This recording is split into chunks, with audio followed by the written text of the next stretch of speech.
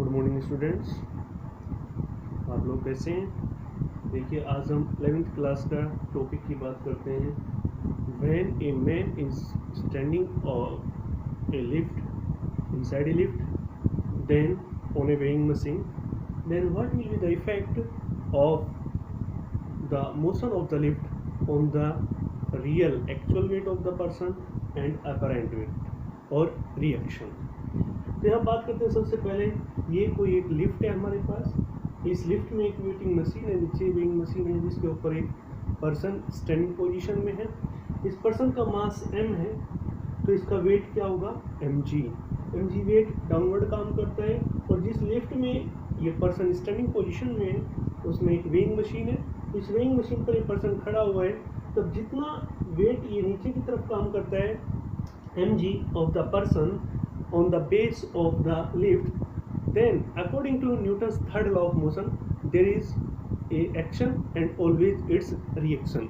Action और reaction दोनों साथ होता है। तो उस केस में एक mg वेट मान लिया इसका नीचे काम करता है तो इस बेस की रिएक्शन ऊपर की तरफ r फॉर रिएक्शन, ये बिग फोर्स है, एक्सेलरेशन फोर्स है।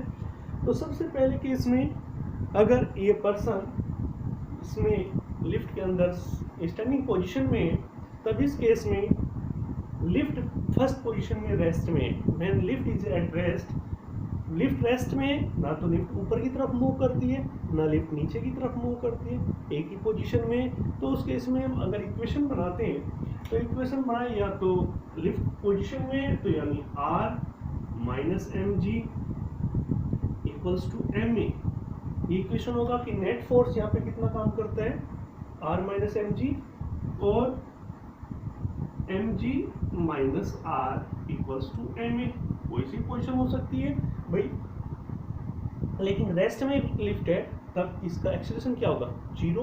एक्सेलरेशन होगा ही नहीं, लिफ्ट है हमारी रेस्ट में, तो ये पोजीशन क्या हो जाएगी a जीरो हो जाएगा। तो यहाँ पे भी हम जीरो कर दें, एक्सेलरेशन जीरो, और यहाँ पे भी जीरो कर दिया जाए तो एक्सेलरेशन जीरो। तो दोनों केस से हमें क्या मिलता है, यहाँ से मिलेगा r इक्वल्स टू mg। ये हमारा फर्स्ट केस आता है कि when a lift is at rest then the apparent weight r and real weight of a person in the lift mg is equal। तो कंडीशन बनती है कि एक लिफ्ट जो रेस्ट में है उसमें कोई पर्सन है जिसका मास m है, तब रेस्ट पोजीशन में पर्सन का जितना भी एक्चुअल वेट mg उसका अपरेंट वेट यानी रिएक्शन के इक्वल्स होगा, r इक्वल्स टू mg। अब हम सेकंड पॉइंट की बात करते हैं, when lift moving with uniform velocity. यहाँ पे भी वर्ड आता है यूनिफॉर्म।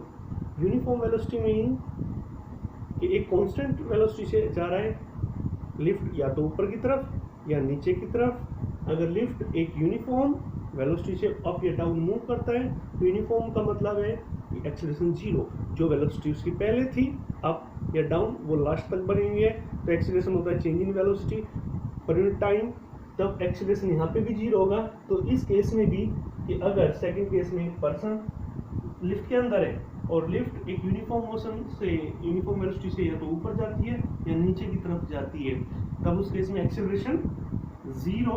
एक्सेलरेशन जीरो से फिर से हम इसी केस में पहुंच जाएंगे कि r minus M G equals to M A. ये इक्वेशन बनेगी, चाहे ऊपर जाए नीचे जाए, या एम जी माइनस आर बनेगी फर्स्ट केस की तरह। एक्सेलरेशन जीरो तो फिर से ये वर्ड क्या हो जाएगा, एम ए की जगह हम क्या फिर से क्या कर सकते हैं, जीरो, एक्सेलरेशन जीरो, तो r equals to M G. तो सेकंड केस में भी हम बात करते हैं, एक लिफ्ट मूव तो करती है अप और down side but with uniform velocity and in uniform velocity acceleration becomes zero, then r minus M G zero, r equals to M G. तो दोनों केस में हमने देखा कि एक person standing in a lift has real weight mg, actual weight mg and reaction r, both are equal when lift is at rest or lift is moving up or down with uniform velocity। तो दोनों case में actual weight equals to apparent weight, यानी actual weight equals to apparent weight। दो case के बाद अब हम बात करते हैं थर्ड केस की। थर्ड केस आता है कि अपनी जो लिफ्ट है, अब ये lift accelerating upward, accelerating upward का मतलब लिफ्ट ऊपर की तरफ जा रही है। जब ये लिफ्ट ऊपर की तरफ बढ़ेगी तो इसका मतलब होगा एक्सेलरेशन ऊपर की तरफ। तो लिफ्ट ऊपर की तरफ जाने का मीनिंग है सिंपल सा कि ऊपर की तरफ जो फोर्स लगा हुआ है that force is large then downward force, तभी तो लिफ्ट ऊपर जा पाएगी। जब अपसाइड फोर्स लिफ्ट पे ज़्यादा है तो लिफ्ट ऊपर की तरफ जाएगी, डाउनवर्ड फोर्स कम हो गया, तो यानी आर ज़्यादा, रिएक्शन ज़्यादा है और एक्चुअल वेट mg आदमी का पर्सन का mg कम है, तो नेट फोर्स कितना होगा, आर ज़्यादा mg कम, तो आर माइनस mg। तब इस केस में क्या होगा, लिफ्ट एक्सेलरेटिंग अपवर्ड, तो net force on person R minus mg equals to net force के आर माइनस mg, और नेट फोर्स क्या ऊपर की तरफ लिफ्ट जाती है तो ma equals to R minus mg।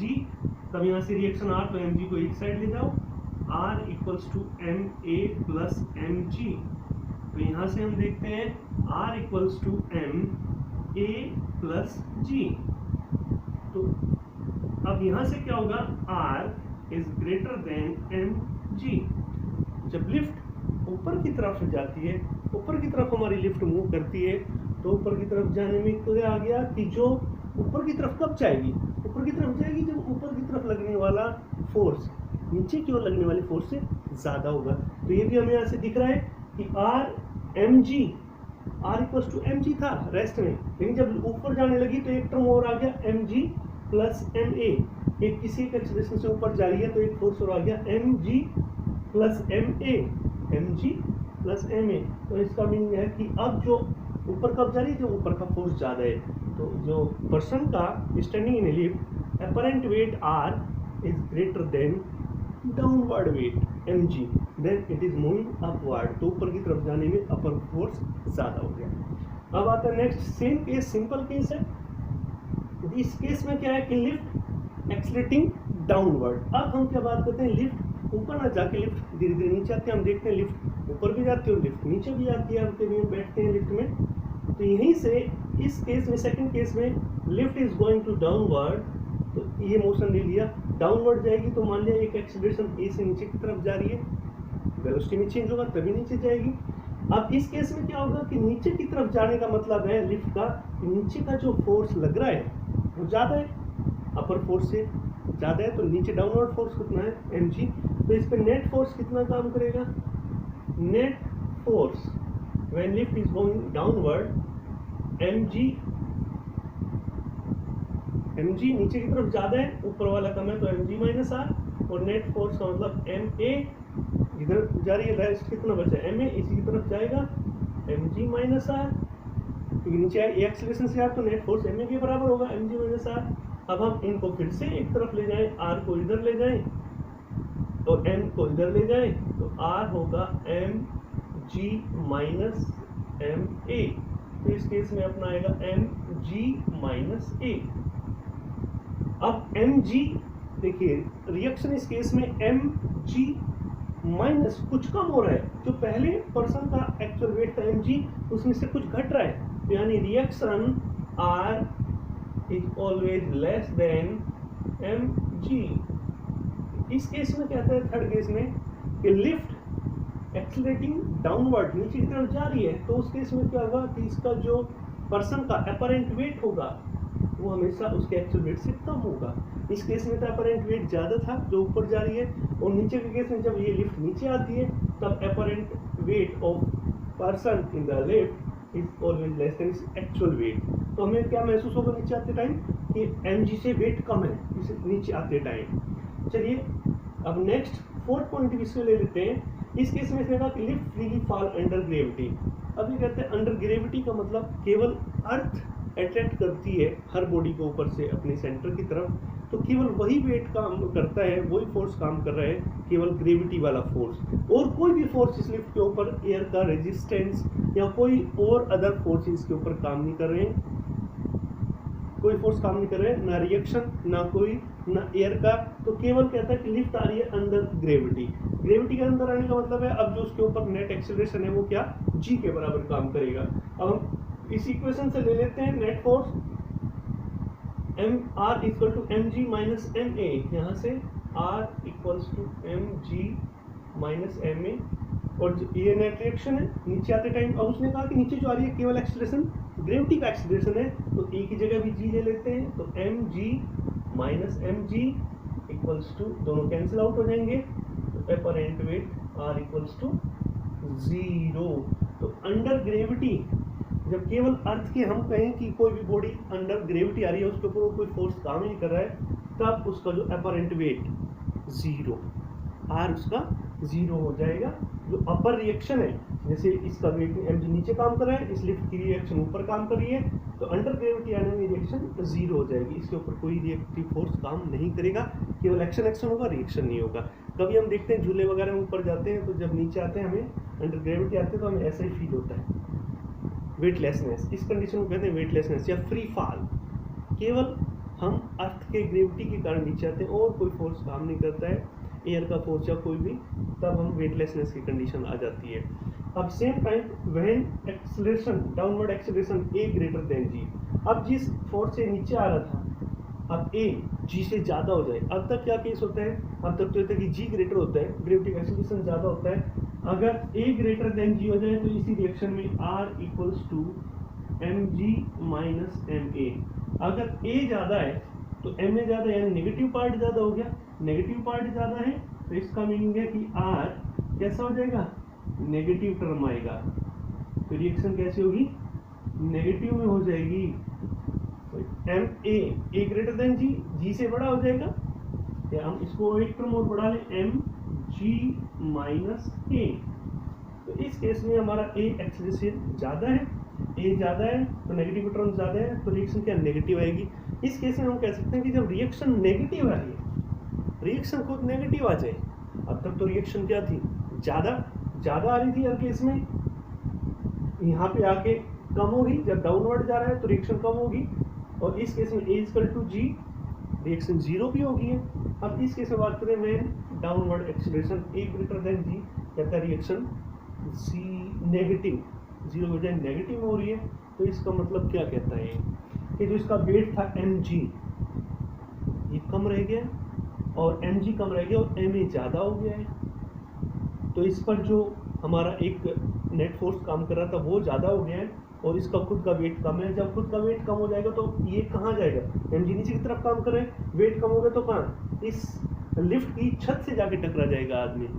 ये जो person standing in the base of at the base of the lift, when it's reaction becomes negative in this case, अगर ऐसा हो जाता है कि इतनी बड़ी फास्ट, जैसे हम बोल सकते हैं लिफ्ट का रस्सी टूट जाए, तो उस केस में क्या होता है कि जैसे लिफ्ट नीचे आएगी रिएक्शन नेगेटिव, तो उस केस में आदमी क्या होगा, यहाँ बेस से उछल के ऊपर छत की तरफ चला जाएगा, सीलिंग में चला जाएगा, जहाँ पे उसे चोट भी लग सकती है, छत पे जाके लगेगा इस केस में। तो बेटा ये था weight of a man in a lift. एक लिफ्ट में कोई पर्सन अगर स्टैंडिंग पोजीशन में है या सिटिंग पोजीशन में है, तो उसकी अलग अलग कंडीशन क्या हो सकती है, और डिपेंड करती है on the motion of the lift, up down, rest and gravity, free fall, और when person goes to ceiling, छत पे चला जाए और यहाँ से धक्का लग के छत पे जाके टकराएगा, लिफ्ट के अंदर की तरफ छत से टकराएगा सीलिंग से। तो ये केस थे सिंपल केसेस, इन पे कुछ न्यूमेरिकल भी होंगे, आप उससे कर सकते हैं। तो ये एक छोटा सा टॉपिक था आपका लिफ्ट का 11th क्लास का। बच्चे एक बार ट्राई करें, देखें इसको, क्वेश्चंस करें, इजी है, एक बार समझ के करें, इजी है, एक ही क्वेश्चन बनानी है बार बार। ओके।